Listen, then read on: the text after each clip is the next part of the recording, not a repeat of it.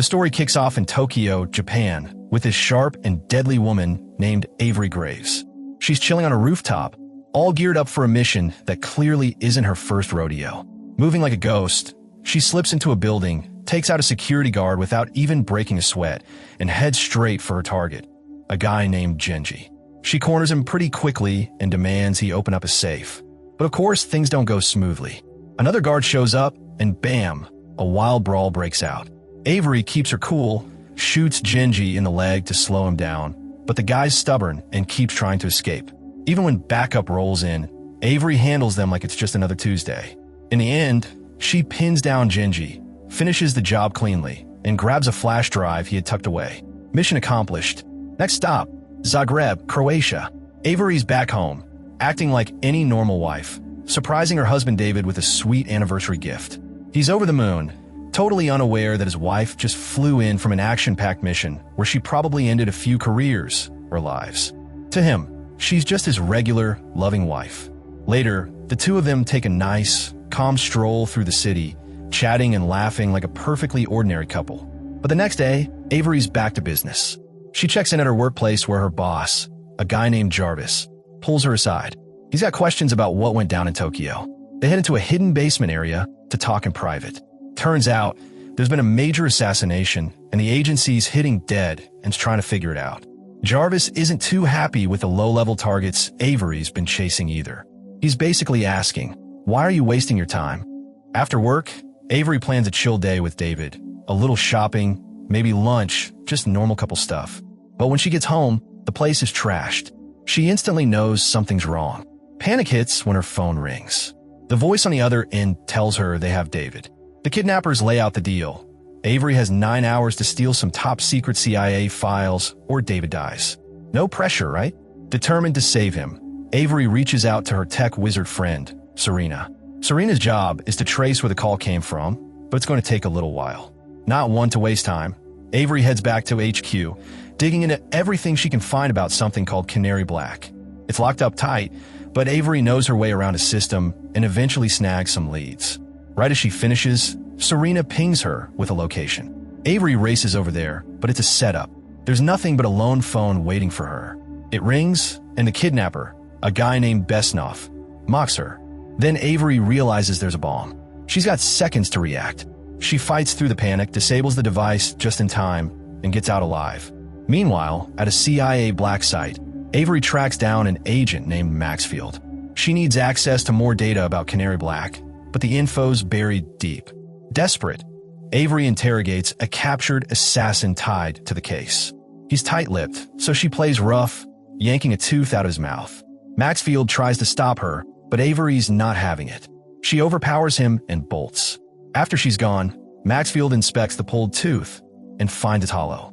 Whatever was hidden inside, Avery's already got it. Back at CIA HQ, alarms are blaring. Jarvis gets word that Avery's gone rogue. He's ordered to hunt her down. Turns out, Canary Black is more than just a list. It's a detailed directory of spies hidden in key government spots. If foreign powers ever get their hands on it, they could flip officials into double agents. To make matters worse, Jarvis remembers that a compromising video of him is somewhere in that Canary Black data. That realization lights a fire under him, and he starts chasing after Avery hard.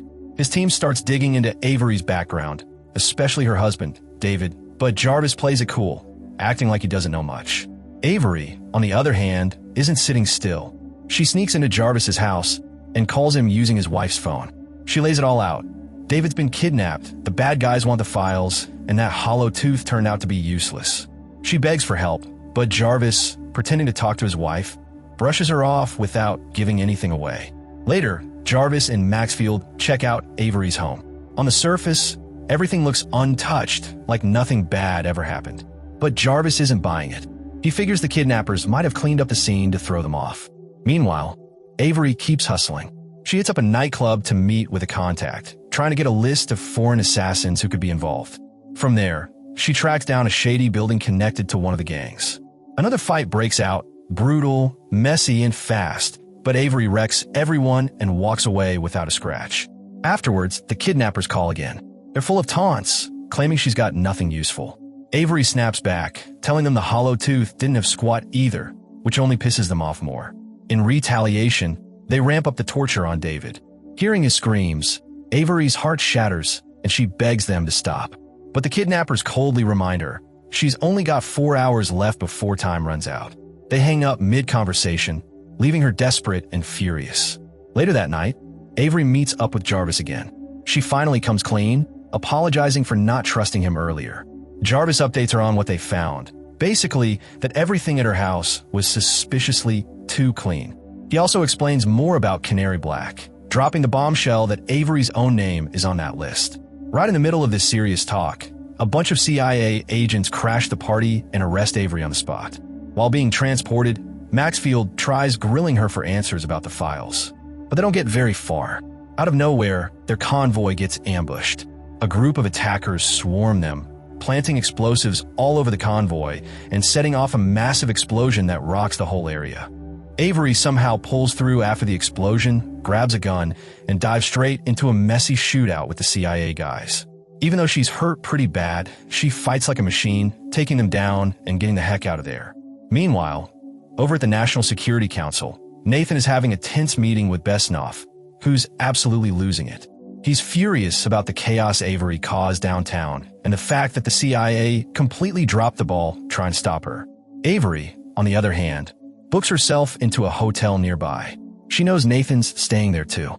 After making sure no one's watching, she quietly sneaks out of her own room and slips into Nathan's. There, she gets a gut-wrenching message about David that rattles her badly. Not long after, Nathan comes back to his room, and boom, Avery jumps him.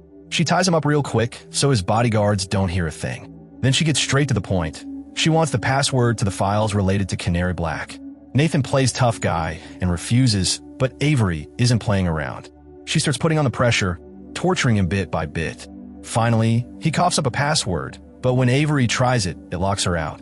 It was fake. Fuming, Avery knocks him out cold. Frustrated and out of options, she calls up her contact Serena for help. Serena works her magic, getting past the security blocks, and connects Avery with Jarvis. Jarvis isn't exactly thrilled to help, but after some convincing, he agrees. Later that night, Avery links up with Serena. They bust out this giant drone and start gathering info fast, getting ready for a full-on raid at CIA headquarters. Avery manages to break into the CIA system, grabs all the data about Canary Black, and starts copying everything. Meanwhile, Nathan wakes up, totally dazed. His guards rush in and realize Avery already made off with the goods. Nathan's assistant, Elizabeth, fills him in. Avery not only hacked them, but also downloaded the full Canary Black files.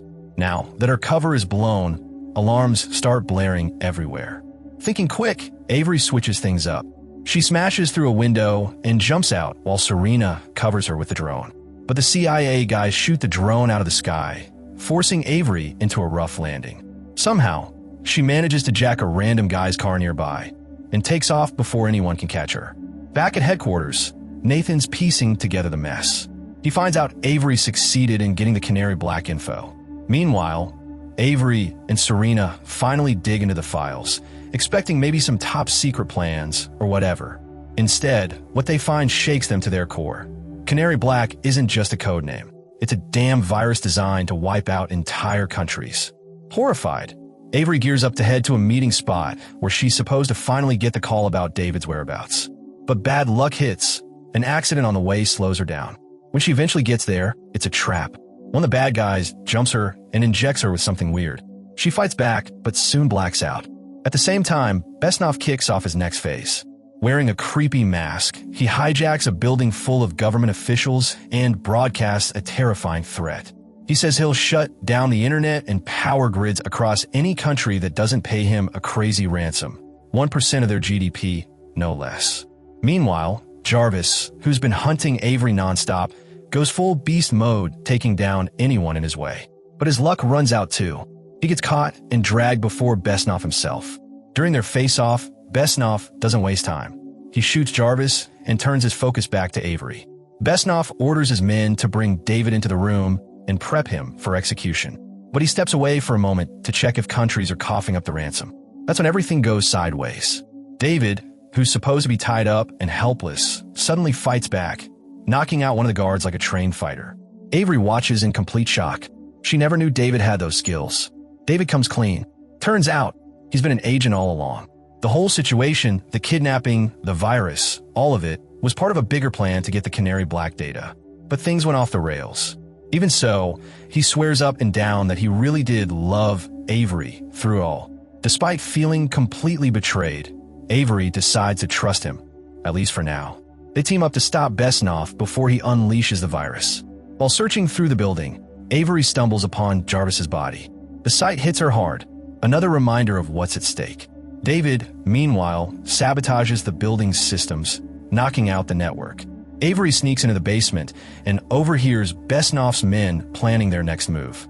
Without wasting time, she ambushes them, taking them down one after another. During the chaos, Besnoff orders his men to fire up the virus again, trying to undo all the damage David caused. Avery chases after the hacker responsible, leading to an intense gunfight. She manages to shoot the hacker, but Besnoff, bleeding but relentless, screams at the hacker to activate the virus anyway. Realizing the clock's ticking, Avery throws herself into the fight with Besnoff. It's brutal, both of them pushing past their injuries, battling with everything they've got. Just as the virus upload nears completion, Avery finally takes Besnoff down. She sprints to the laptop and rips out the connection just in time, stopping a global catastrophe by mere seconds. Afterward, David approaches her. He's clearly wrecked by everything that's happened. He apologizes, tells her again how much he loves her, hoping she'll forgive him. But Avery's done. She silently hands him back her wedding ring without saying a single word. David looks crushed. Without another glance, he disappears into the night, vanishing from her life. Not long after, CIA agents and security council members storm the place. Avery is arrested and thrown into an interrogation room. Nathan is there, throwing accusations at her like machine gun fire. Avery stays stone-cold silent through it all, refusing to give him the satisfaction of a reaction. Eventually, a mysterious woman steps into the room. She calmly offers Avery a way out, a job with MI6. If Avery agrees to work with them, all her charges will be wiped clean and she'll walk free. The future's uncertain, but one thing's for sure. Avery's not out of the game just yet.